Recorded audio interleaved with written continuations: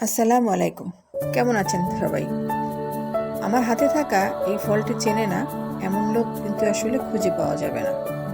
এটা ড্রাগন ফল। রাজশাহীতে আম গাছের পাশাপাশি যে গাছটা আরো বেশি দেখা যায় সেটা হচ্ছে এই ড্রাগন ফলের গাছ।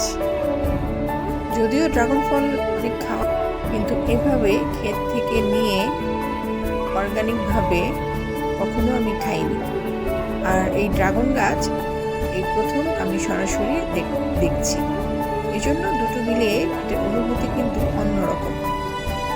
আপনারা কারা কারা এত কাছ থেকে ড্রাগন গাছ দেখেছেন জানাবেন তো। রাজশাহী অঞ্চলে অপার সম্ভাবনার নতুন দুয়ার খুলে দিয়েছে ভিনদেশি এই ড্রাগন ফল। কৃষকদের আশা জাগাচ্ছে এই ফলটি সুস্বাদু, বাজারে চাহিদা প্রচুর। ভালো দাম পাওয়াতে বড় চাষিরা এখন ড্রাগন চাষের দিকে ঝুঁকে পড়েছে। পানি কম ও সেচ খরচ না থাকায় ড্রাগন চাষিদের আগ্রহ বাড়ছে। সারি সারি ড্রাগন গাছ দেখেন, এটা হচ্ছে কাঁচা ড্রাগন, এটা এখনো পাকেনি, কাঁচা। 2005 ও 2006 সালে ড্রাগন ফল প্রথম আমদানি করা হয়। সেই সময় কিন্তু চড়া দামে এটি বাজার থেকে কিনতে হতো। থাইল্যান্ড, ফ্লোরিডা ও ভিয়েতনাম থেকে নিয়ে আসা হতো এই ড্রাগন ফল। কিন্তু এর 1 দশক পর থেকে কিন্তু এদেশেই চাষ হচ্ছে এই ড্রাগন ফল। এখন বেশ জনপ্রিয়তা অর্জন করেছে কিন্তু এটা, আর দামটাও এখন সহজলভ্য।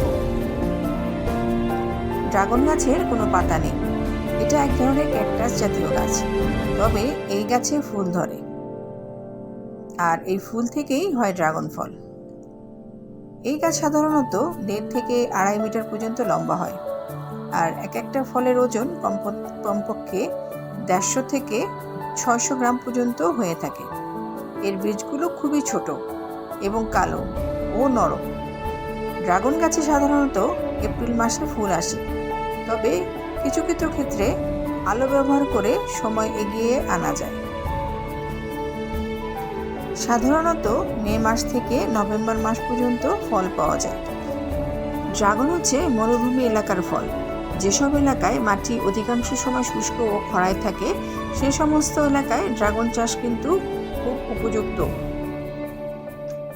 ড্রাগন চাষে কিন্তু খরচ কম, আর পোকামাকড়েরও আক্রমণ কম হয়।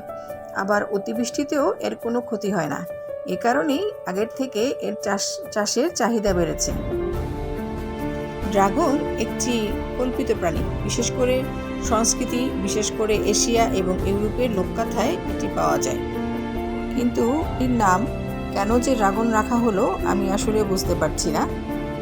যাই হোক, চ্যানেলটি ভালো লাগলে অবশ্যই সাবস্ক্রাইব করবেন, লাইক কমেন্ট শেয়ার করে পাশে থাকবেন এবং শেয়ার করে অন্যদেরকে দেখার সুযোগ করে দেবেন।